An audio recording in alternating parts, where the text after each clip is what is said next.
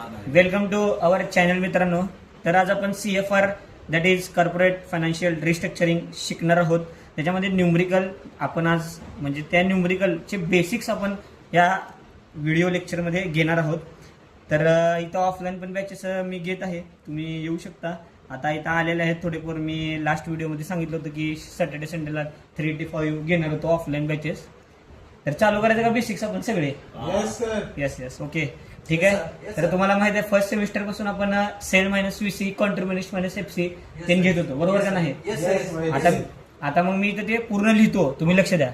बघा, sale minus VC contribution minus fixed cost that is EBIT. ह्यालाच आपण काय म्हणतो? Operating profit that is earning before interest and tax minus त्याला interest केलं, EBT आलं, EBT मायनस टॅक्स केलं, पॅट आलं, पॅट मायनस प्रेफरन्स डिव्हिडंड आलं, earning available to very good, earning available to equity share holder, very good, equity share holder. तर हे basic आहे, first semester पासून आपण केलेलं आहे, तुम्हाला माहितच आहे मित्रांनो, बरोबर का नाही? हा तर केलं होतं बरोबर, revise. Okay.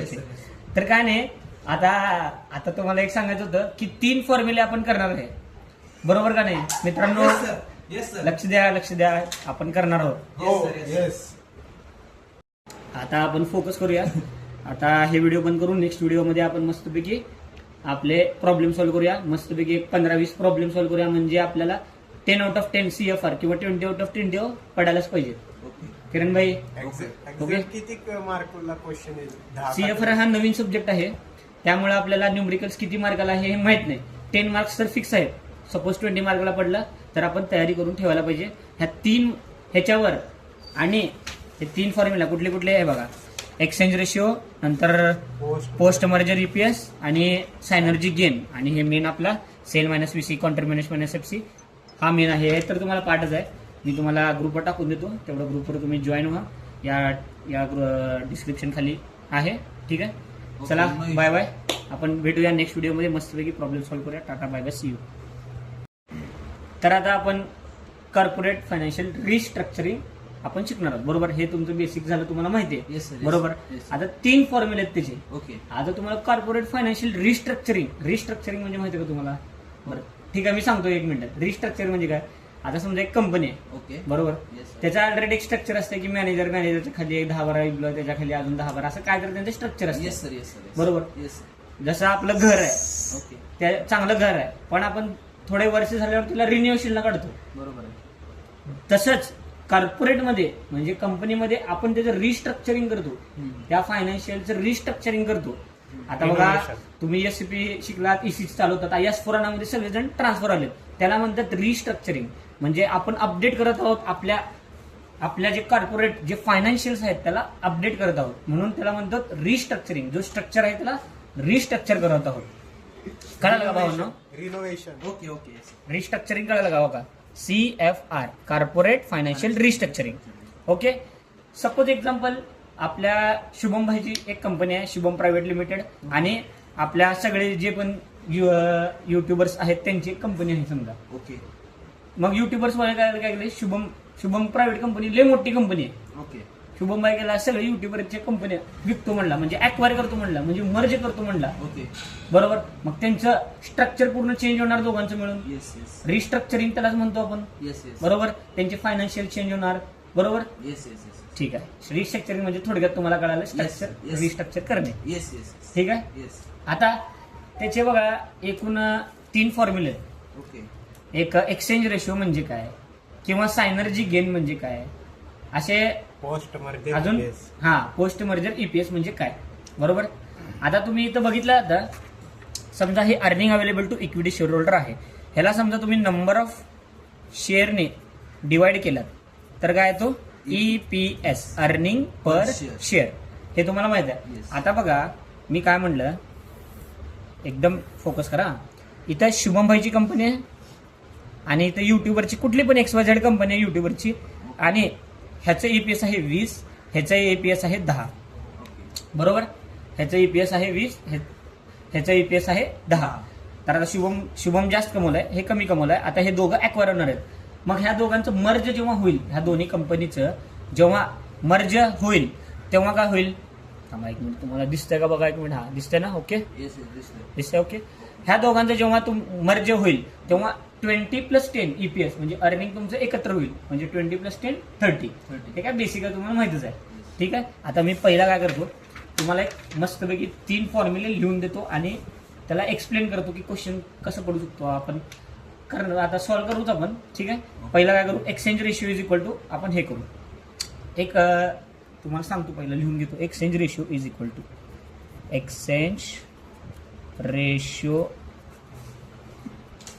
Equal to market price of target company divided by market price of acquirer company. नीट लक्ष द्या. तुम्हाला टार्गेट कंपनी म्हणजे माहिती आहे का, की हे बघा नीट लक्ष द्या दोघांना, इकडे बघा इकडं. हा आता बघ, शुभमबाई लय मोठी कंपनी आहे, त्यांनी माझं कंपनी ॲक्वायर करणार, माझी छोटी कंपनी आहे. म्हणजे ॲक्वायर कंपनी कोण झाली, शुभम माझी कंपनी ॲक्वायर करणार आहे, म्हणजे मोठं कोण, ते ॲक्वायर कंपनी. आणि मी ॲक्वायर होणार आहे, म्हणजे टार्गेट कंपनी मी झालो, की शुभमभाई मला टार्गेट केलंय आणि म्हणून मी टार्गेट कंपनी झालो, तो झाला ॲक्वायर कंपनी. बरोबर प्रतापभाई? यस. ठीक आहे, हे कळालं ना 100%. सपोज एक्झाम्पल, माझ्या कंपनीचं प्राइस आहे, मार्केट प्राइस आहे 100 रुपये. ठीक आहे, इकडे बघा सगळे लक्ष द्या. अजून market price of acquire company किती, समजा शुभम भाईची कंपनीची मोठी किंमत आहे, म्हणजे 200 रुपये जास्त आहे, तर ह्यांचं काय झालं 1/2, दॅट इज 0.5. हे तुम्हाला कळालं का? नीट लक्ष द्या, इथून महत्वाचं सांगणार आहे. इथून तुम्ही चुकलात तर पुन्हा भविष्यात कळणार नाही, मग तुम्हाला रट्टा मारून जावं लागेल. एक लक्षात ठेवा, हे 0.5चा अर्थ काय आहे. जेव्हा शुभमबाई म्हणजे शुभमची आता मेन कंपनी, आता शुभमबाई माझ्या कंपनीला ॲक्वायर केला, बरोबर, तर त्याचं टोटल शेअर कसं झालं सांगतो तुम्हाला. हा, शुभमबाईची एक शेअर होतं समजा, म्हणजे सपोज एक शेअर धरला आपण, तसं 1 लाख 2 लाख किती पण शेअर असू शकते, मी 1 लाख पकडलो. जेव्हा त्यांनी माझी कंपनी ॲक्वायर करील, मर्ज होईल आमच्या दोघांची कंपनी, तर त्याच्यामध्ये 0.5 ऍड होईल. 0.5 ऍड होईल म्हणजे ते काय होईल 1.5. कळालं का? हे महत्वाचं आहे, लक्षात ठेवा. म्हणजे माझं 1 शेअरचं 1.5 शेअर होणार. बरोबर, कळालं का? 100%. समजा 1 लाख शेअर असले तर 1.5 लाख होणार, 1 करोड राहिलं तर 1.5 करोड होणार. असं हे लक्षात ठेवा, हे मेन आहे. ठीक आहे, 100% कळालं. ह्याच्याबद्दल आपण क्वेश्चन सॉल्व्ह करूया. पहिला सायनर्जी गेन बघूया, ठीक आहे, आणि पोस्ट मर्जर EPS. आता EPS तर तुम्हाला माहिती आहे, शॉर्टकटमध्ये सांगतो. पोस्ट मर्जर EPS हे झालं एक. ठीक आहे, पोस्ट मर्जर EPS. ठीक आहे, पोस्ट मर्जर EPS म्हणजे काय? आता पोस्ट मर्जर म्हणजे काय, मर्ज झाल्यानंतर, पोस्ट म्हणजे नंतर, प्री म्हणजे आधी, बरोबर, हे माहिती आहे तुम्हाला. म्हणजे मर्जरच्या नंतर EPS किती होणार, एकदम सिंपल आहे. आपण त्याचा रेशो मध्ये काढतो, त्याचा बघा, combined earning is equal two divided by total shares. बरोबर. आता मी तुम्हाला मागं काय म्हटलं होतं की कंबाइंड किती होतं, शुभमचं 20, माझं किती होतं 10. EPS किती होतं माझं, मागं मी लिहिलं होतं, या पेजवर लिहिलं होतं ना, बघा इथं EPS किती आहे, शुभमचं 20 आणि माझं 10, ह्या दोघं प्लस केलो.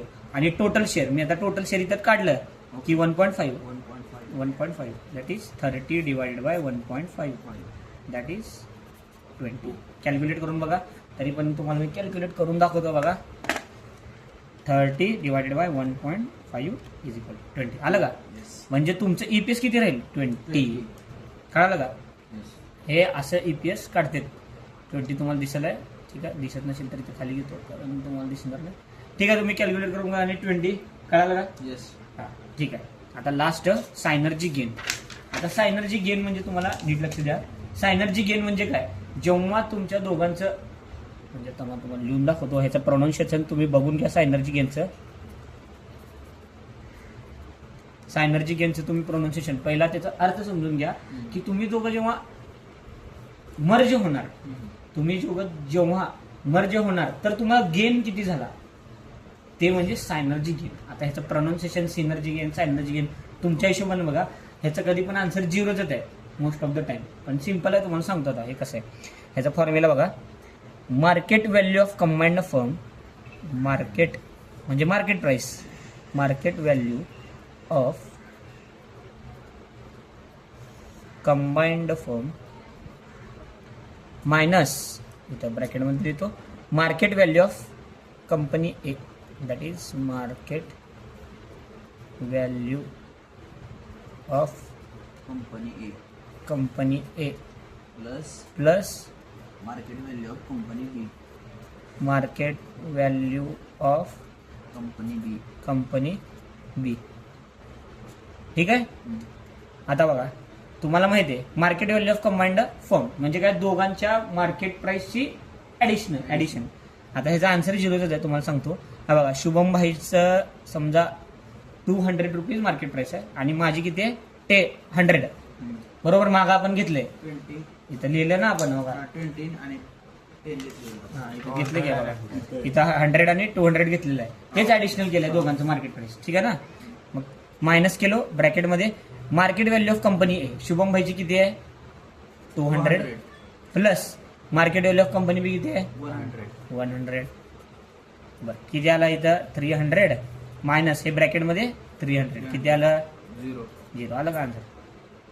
There is a no gain of financial advantage असं तुम्ही लिहू शकतो. सायनर्जी गेन. यस, हे 100% तुम्हाला कळालं का. आता मस्तपैकी ह्याचे 3 ह्याचे मी फोटो काढतो, आपल्या टेलिग्रामच्या ग्रुपवर टाकून देतो, म्हणजे तुम्हाला एकदम ओके होऊन जात आहे. आणि लगेच आता मी हे व्हिडिओ बंद करतो, नेक्स्ट व्हिडिओ चालू करू आपण. 3 ते 5 सगळ्यांना म्हणलं होतं की ऑफलाईन आहे, थोडं आलेत, काही जण आलेत म्हणायचं आता, पण अजून थोडे यायला पाहिजे. पण ठीक आहे, आपण करूया. 15 जण आहे टोटल सर. 15 जण आहेत का. 15 आहे. हा, अजून थोडे आपण गोळा करायला पाहिजे. म्हणजे सर ज्यांना अभ्यास करायचं ते येतील, ज्यांना नसून करायचं ते राहतील. अरे बाई काय विषय नाही, आपण